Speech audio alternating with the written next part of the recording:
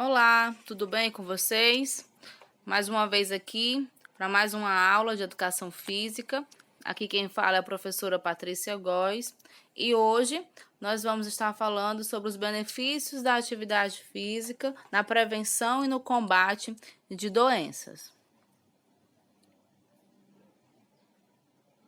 Como conteúdos, nós teremos os benefícios da atividade física na saúde geral, efeitos fisiológicos e psicológicos da atividade física e também vamos falar um pouco sobre os conhecimentos básicos da anatomia e da fisiologia humana.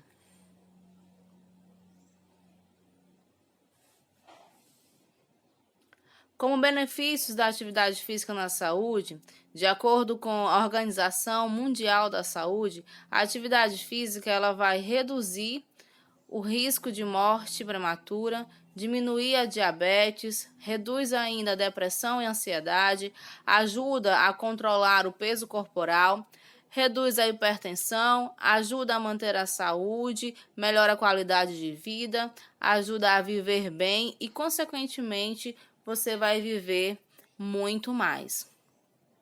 Como efeitos fisiológicos da atividade física, nós podemos dizer que ela vai diminuir a frequência cardíaca em repouso, aumentar a oxigenação no sangue. Isso porque os efeitos fisiológicos eles acontecem quando há uma passagem de corrente pelo organismo dos seres vivos.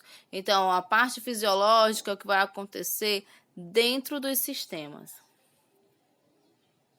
Existem também os efeitos psicológicos que a atividade física vai nos proporcionar, certo? E dentre eles, nós podemos citar que promove um aumento da autoestima, a liberação das famosas endorfinas, que vai dar a sensação de prazer e bem-estar, provoca a melhora do humor, melhora a autoimagem, provoca aí a questão da sensação de prazer, reduz o estresse, protege o sistema cognitivo, reforça o sistema imunológico, aumenta a disposição e muito mais. Se tratando do conhecimento básico da anatomia humana, é necessário saber aí o que é a anatomia humana. É a ciência que estuda as estruturas corporais, como elas se formam e como funcionam em conjunto no corpo. Ou seja, a anatomia ela vai aí estudar, tá certo? E analisar as estruturas do corpo, como elas podem ser na parte genética, na parte cromossômica, no ambiente, no tempo. Então, a anatomia ela vai estudar o corpo humano de um modo geral. Isso quer dizer que a anatomia ela vai estar presente, né? Ela vai estar relacionada com a biologia, a medicina, a fisioterapia, a enfermagem, dentre muitas outras coisas. A anatomia humana ela requer algumas divisões. E aí nós vamos ter a divisão do corpo, certo? Que vai ser a área biológica, que vai estar aí estudando os efeitos, tá? Por partes, certo? Seja do nível macroscópico ou no microscópico.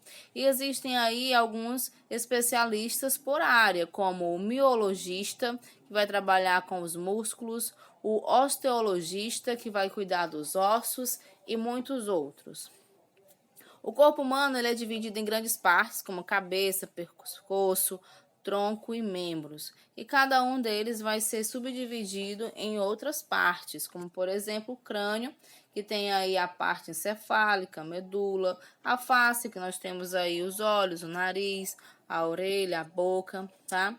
Existe uma posição muito importante na anatomia, que é a posição anatômica. E o que seria essa posição anatômica? Ela é adotada cientificamente para o estudo do corpo humano. Nessa posição, a pessoa encontra-se de pé, com o rosto virado para frente e o olhar direcionado para o horizonte. Os braços estendidos ao longo do corpo, com a palma das mãos viradas para frente, e as pernas ficam juntas e os pés voltados para frente. Vai existir aí os planos anatômicos para facilitar a correta localização espacial das partes do corpo. São definidos aí esses planos anatômicos. Cada plano representa um corte no corpo, né, dividindo ele em parte. É importante destacar que podemos ser feitos vários cortes no plano, paralelos uns aos outros. Aí nós temos o plano sagital, o plano horizontal e o plano coronal. Cada um desse plano vai estar sendo explicado no slide seguinte, tá bom? O que é cada um dele, como é realizado e qual a sua importância. Existe também, além dos cortes, nós temos os eixos e os movimentos anatômicos. Os eixos, eles são linhas imaginárias que perfuram os planos perpendicularmente. Os movimentos anatômicos, eles são relacionados aos eixos, ou seja, as articulações se movimentam pelo ponto de ligação representado pelos eixos. E aí nós temos alguns eixos, e os principais são o eixo horizontal, o eixo sagital e o eixo longitudinal, como vocês podem observar aqui na gravura, conforme as cores. E cada um deles vai ser responsável pela abdução, adução, extensão, flexão e rotação. Agora vamos falar um pouco sobre a fisiologia humana. O que seria a fisiologia humana? A fisiologia é o ramo da biologia dedicado à compreensão do funcionamento de um organismo, sendo responsável por desvendar todos os processos físicos e químicos envolvidos na manutenção da vida.